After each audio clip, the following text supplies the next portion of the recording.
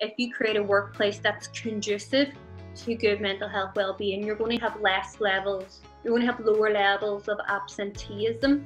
You could create an environment where the work is the refuge for the person who is living with a mental health issue as opposed to the main stressor. What is the mental health culture in your workplace? Are you nourishing people, or are you working people to the bone?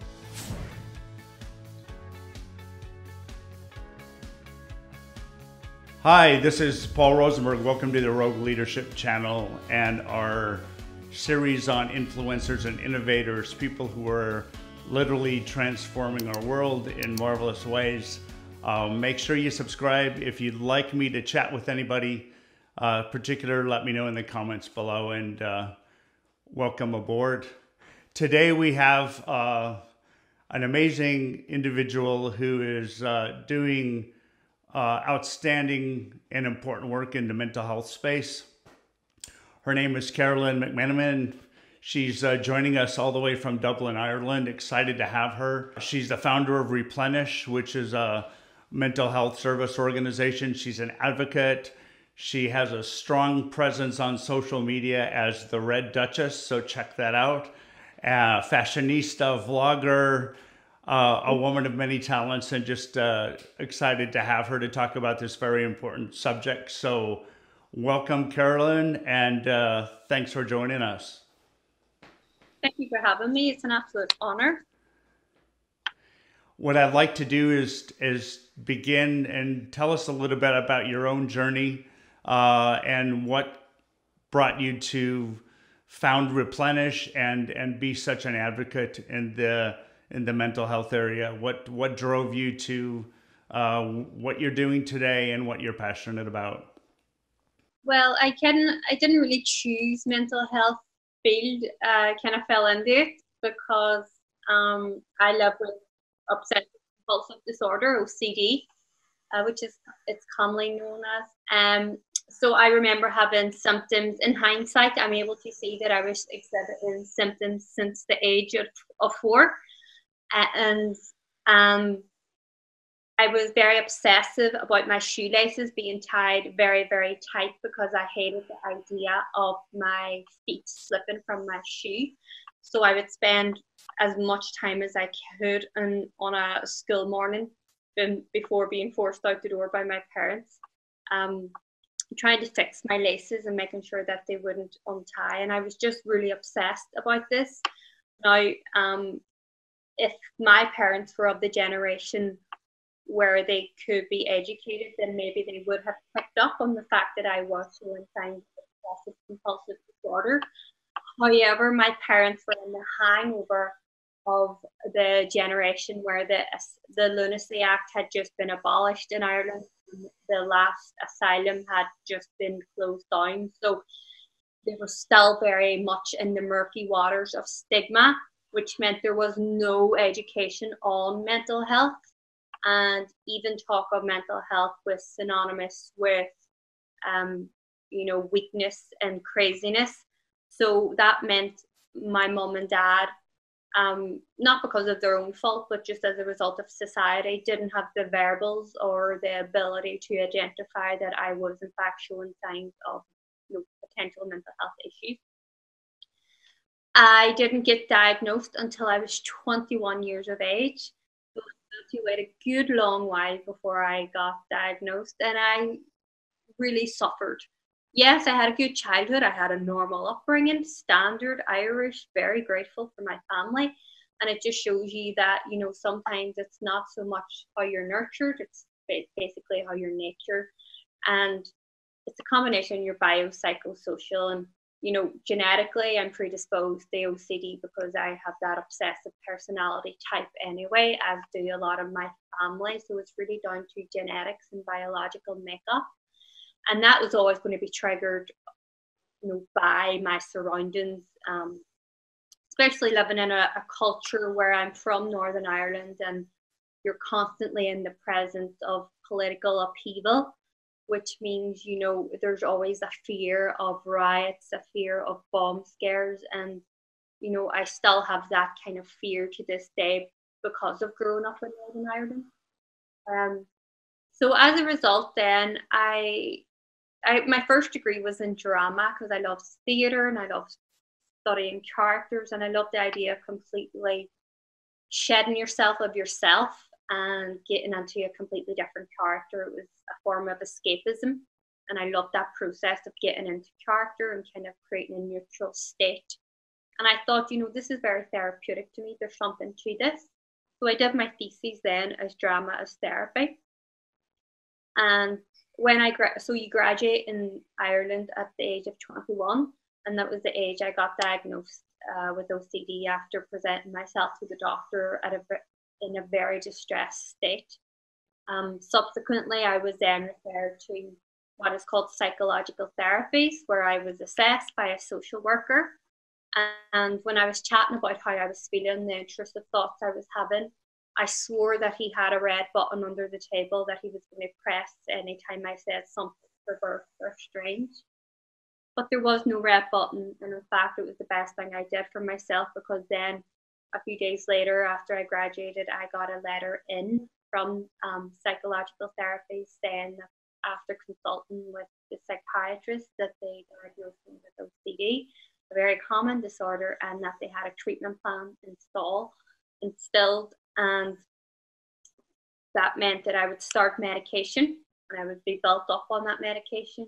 All the while I would start cognitive behavioral therapy. At that time then, when I started cognitive behavioral therapy, I found it very helpful, so much so that I decided to study it. So I went to Belfast in Queen's University and trained to become a CBT therapist. And then after that, I wanted to widen my repertoire of therapy. So I then went and studied a counselling degree as well. But ever since the age of 15, I was always involved in training and voluntary work with local mental health organisations, which then led me to become very vocal about my own mental health. At that stage, it was very uncharted territory, whereas now it's completely saturated. But at that time when I started, it was very new, and it was a risk because I wasn't sure how I was going to be received. But I was obviously received quite well because it acted as a catalyst for me to keep going. So my online name is the Red Duchess, and then I decided to create a program called Replenish based around the sea. And basically the idea of Replenish is to embrace your mental health as opposed to try to get away from it. And so our symbol for our brand is a wave, which means that our mental health can seem like a wave crashing in on us, and we feel smothered, we feel like we're drowning, and we feel like we'll never breathe again. But what happens is that the wave subsides and you stand up again, but this time you have a whole new perspective on life, and it's refreshing and it's a replenish. That's why the word replenish came about. And so I decided my approach in delivering workshops, both online to clients in the community and workplaces and schools, would be very non-clinical. Because when I normalize it and I make it non-clinical, people can relate more. So I take everything that I found was unhelpful and I took it out of my approach and So Carolyn, can you stop there for a sec? Because I wanna hone in on something that you just said, which is about I love the concept. I love the concept about the wave, Carolyn, and I want to hone in on a couple of things. Sure. First of all, when you had this discovery or that you were diagnosed, what was the reaction of your community, the people around you? You talk about having it be normal and being authentic about what you've struggled with in your own life. What was the reaction of your community, your family, your friends, when you finally shone a light on this and said, you know what, I've been dealing with this too? Initially, it kind of fell on deaf ears because I think some people, especially close family members, didn't want to accept that that I had a mental health issue. But also, when you say to somebody that you have a mental health issue, it makes them evaluate their own mental health. And some people don't want to do that. They're terrified of it. And it makes people address, the issues that they are maybe trying to suppress. And so some people try to ignore that. My family members, my parents, were of the notion that it was just anxiety and it could be managed and I didn't need medication. But when I got diagnosed, the assessor gave me a piece of information that was specifically designed for parents and family members of people with OCD. And so when I went into my home, I gave them a piece of paper and I went, look, here's information on the diagnosis that I have. I have to take the medication. This is my reality. And I gave it to them. I don't know if they read it or not that day, but today they totally respect what I do. They appreciate what I do and they're proud of me. But I had to sit people down and go, this is my reality. It's not ideal, but here is where I'm at. And you have to accept the biggest step with mental health is acceptance that you or somebody close to you has a mental health issue. And not only does that impact on the quality of life and a lifestyle change, but also how they're perceived.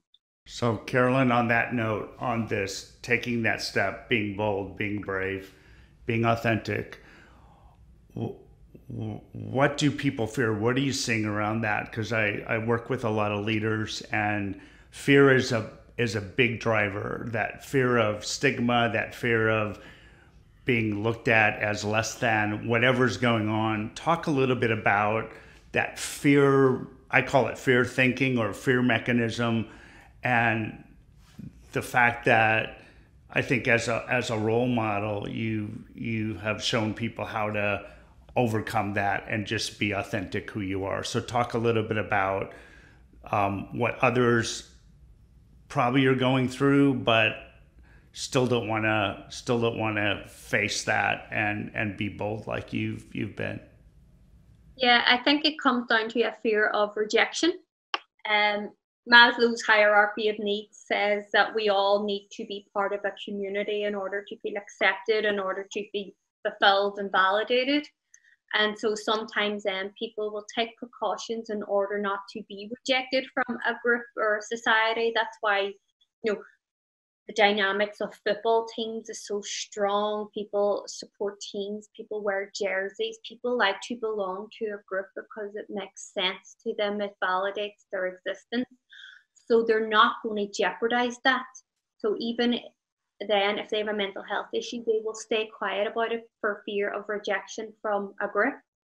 Another thing is that people think that if they show a flaw, which they see mental health illnesses as, then it will negate their character. Where I actually say, when I was authentic, when I spoke my truth, it actually solidified my identity. So let's hone in on that again.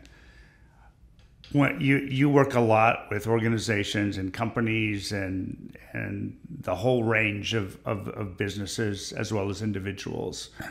What would you say to leaders out there who are watching right now in terms of what they can do to create that culture where people can be authentic, where there is an environment that's accepting and supportive? What can I as a leader do right now to start to move my culture so that the people that I have on my team who may be going through similar struggles have a space and have a voice and have a comfort zone where they can be who they are without that fear driving them to be silent?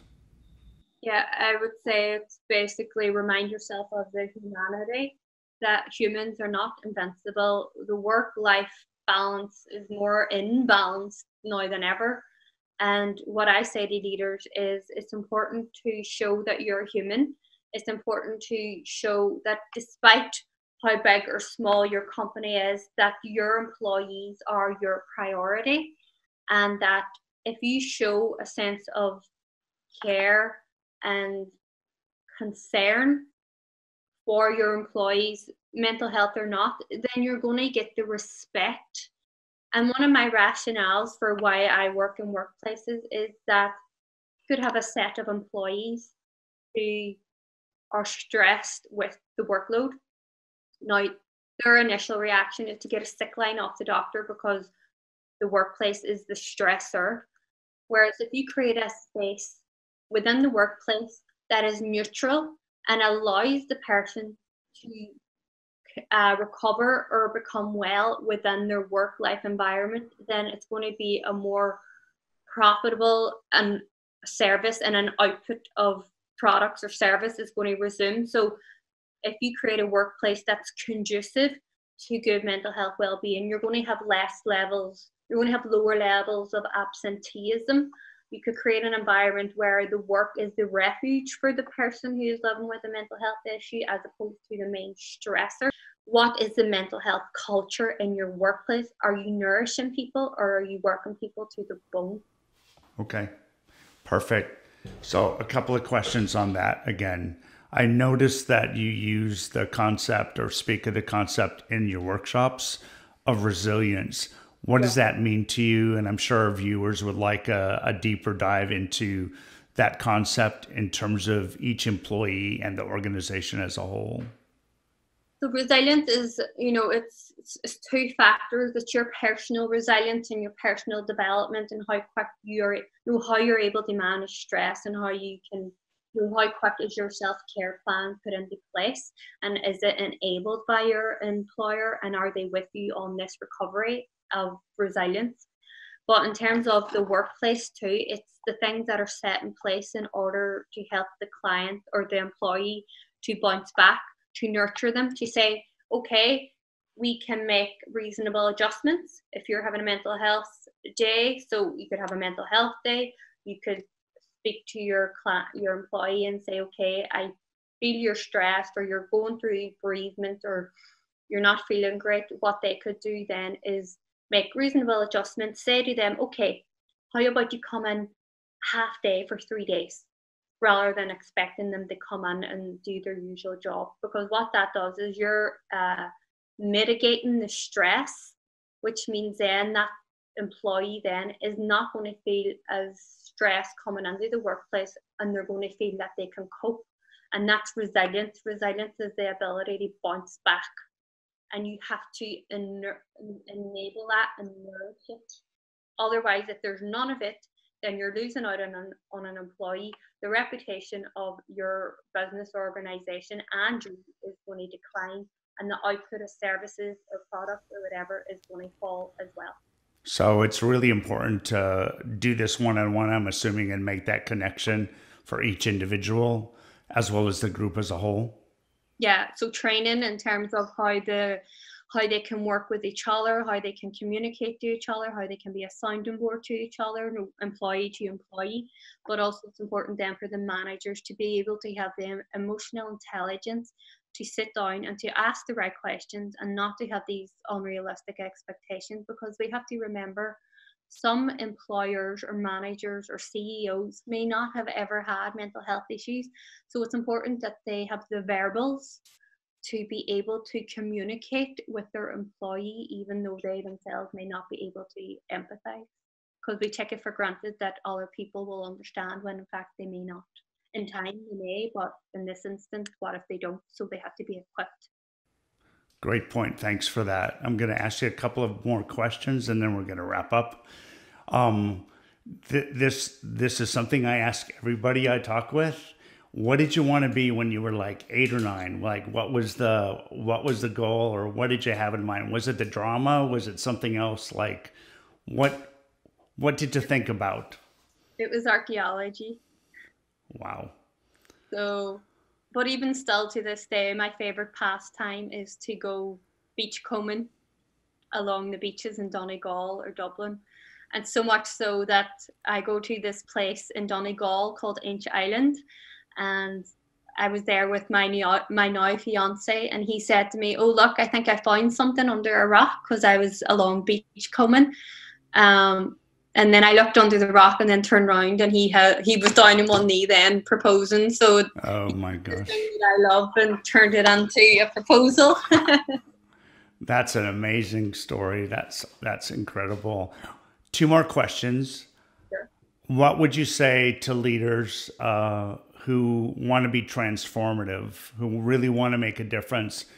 Give me the one thing that any leader watching now needs to do to really have that transformational effect. For me, as a leader of Replenish and having people who work alongside me, I let them see that they're my equal. There's no power imbalance. I am there to guide them, but not to judge them or to overpower them. I have a lot of compassion, and before I even ask them to do any work or anything, I ask them how they are. So my organization is led and driven by compassion for the work I do, but for the people who also do the work alongside me. I hear them out, and I let them know that their input is just as important and as valuable as mine. So I have people who, like, tribe leaders in Bundoran and Sligo, and these are places around Ireland, and what I will say to them is that you have experience that I don't have, which makes you somebody who could potentially help a lot of people that I may not be able to help.